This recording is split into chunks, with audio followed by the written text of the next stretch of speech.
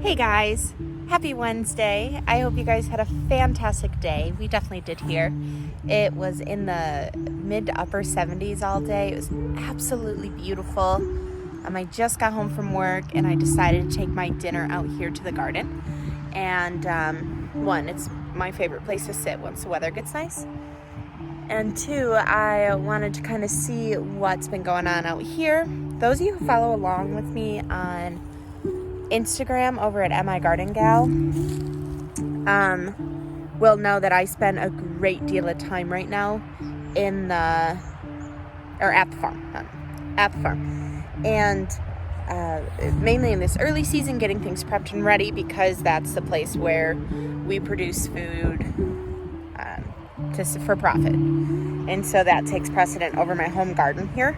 Not that I'm really worried about it, because I have plenty of time and this thing will come to life in no time. But I'm kind of just checking it out, see what there is. So I wanted to show you guys a before.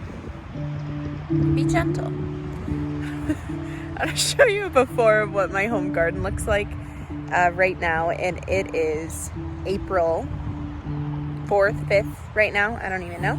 April 5th. And my last estimated frost date is May 9th. So I have about a month before I can put out my frost tender plants.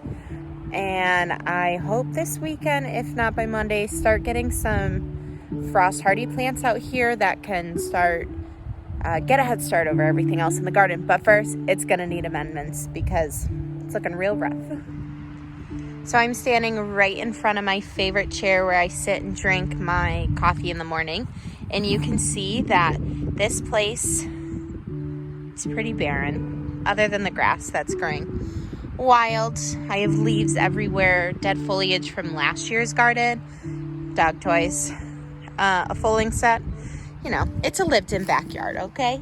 So I have quite a bit of work to do. These two beds were my tomato beds last year, and the cattle panels went in late and therefore didn't go in with a proper, I didn't want to push all the T-posts in so far and damage roots, so I put them up enough to make them work, but that's why they're looking all disoriented. I'm gonna need to give them support, straighten them out, give them support. So that's on my list to do. And then in here, check out these awesome tables. My stepdad and my mom built these for me out of pallets. There's two of them here. They're like standing height tables.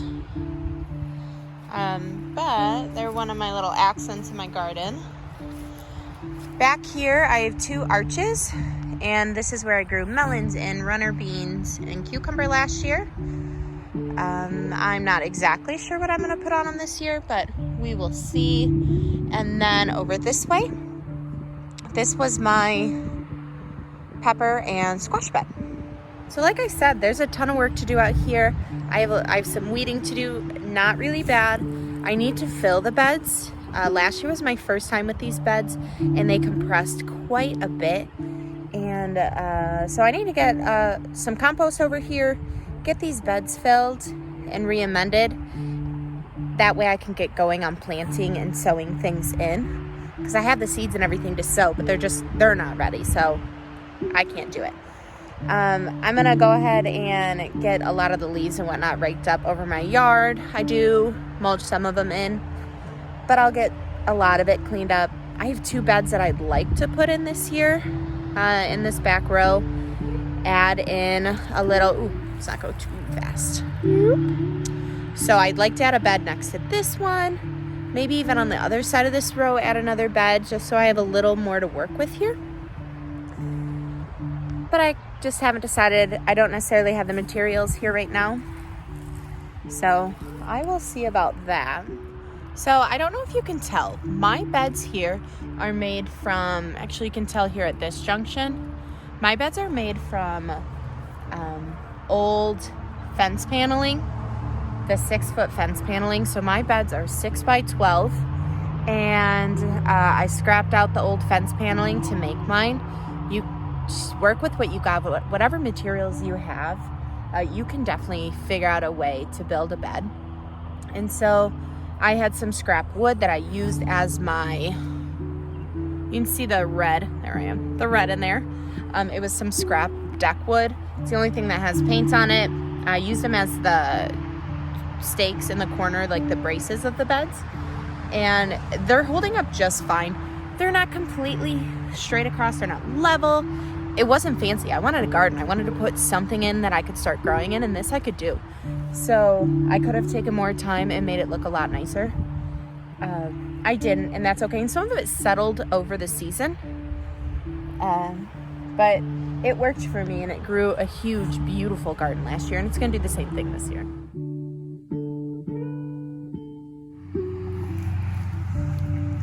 Hey, you two. Hi, Aggie. Hi. You want the grubblies, don't ya?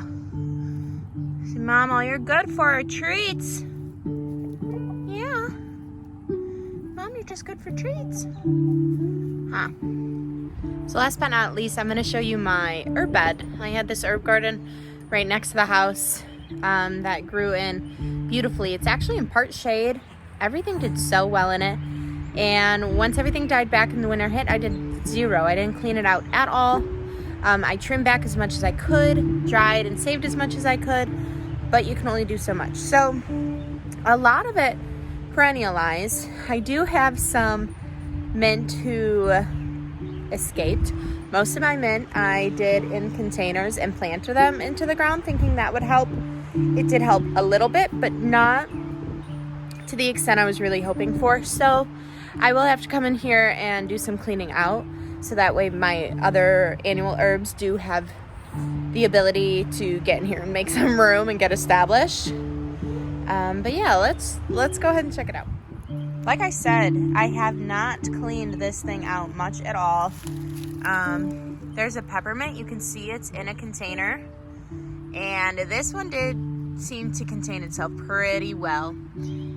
This corner, that's actually a container in the ground too, but maybe a little too deep, therefore it spread further. Catnip's in one, and then you can start to see all the green coming up.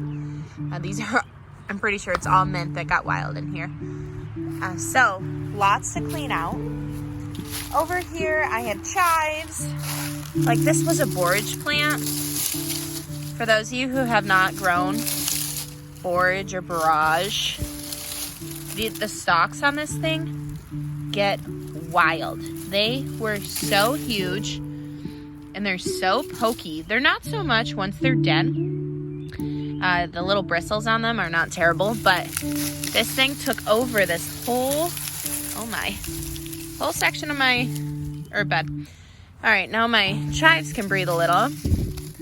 So this is all ready to use right now. These are garlic chives, both of these. So these are ready to rock and roll. I think that's curled parsley, which I didn't think parsley overwintered here. I'm kind of learning about herbs right now still, so figuring out who does overwinter, who does not. I don't know what I got in there. Thyme, I know there's some mints, but is one of them thyme in this little side box? I have all these leaves to get out of here. I do have some lavender in there. And then look at this mess. I don't even know how I'm gonna take it out. I will dry it because it's good for tea. I can't think of the name of it right now. I'll ask my brother. He knows it all. You know what? Let's go ahead and check what that guy is. Well, I hope this is right. I don't know. This tag says bee balm. I don't know. I'm not sure. I can't Like the smell is familiar, but I can't. And then I have this guy, who I'm not quite sure. There's a lemon verbena steak here, but I don't think that's right. It's a mystery, guys. It's a mystery. Got something growing in there. Artesia. So most of it's mint. Most of it's catnip and mint. So I got lots to clean out, but it's kind of cool to see everything come back.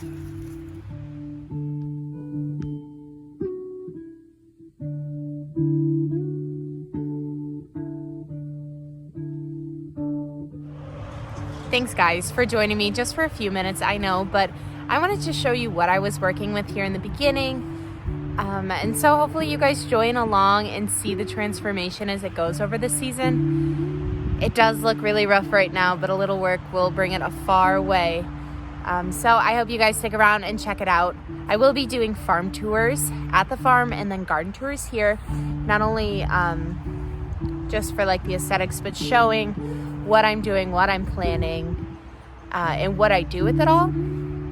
So I hope you guys stick around this season and learn a few things, and I look forward to sharing my growing spaces with you guys. So thanks again for joining me. I hope you have a fantastic night. It's so nice out. Please take some time to go outside, and I will talk to you guys next time.